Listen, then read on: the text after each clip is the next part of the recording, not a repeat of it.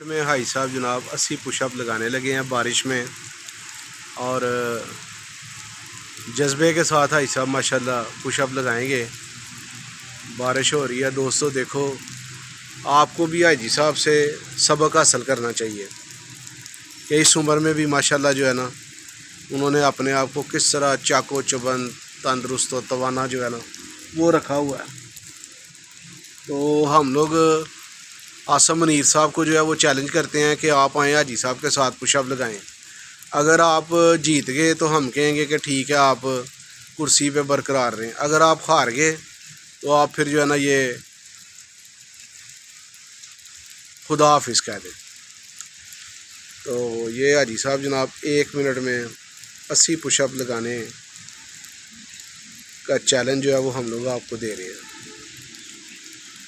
तो दोस्तों आप भी पार्क में आएँ और हाजी साहब की एक्सरसाइज से लुत्फ़अंदोज़ हों।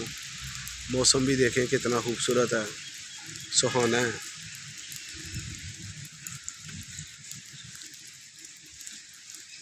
माशाल्लाह माशाल्लाह हाजी साहब जिंदाबाद जिंदाबाद जिंदाबाद जी जिंदाबाद। माशाल्लाह देखें हाजी साहब के डंड कैसे बने हुए हैं, बॉडी देखें माशाल्लाह कैसी बनी है। वाह जी वाह, जिंदाबाद हाजी साहब, बहुत खूब जी बहुत खूब, वेरी गुड। ओके जनाब, अल्लाह हाफिज़।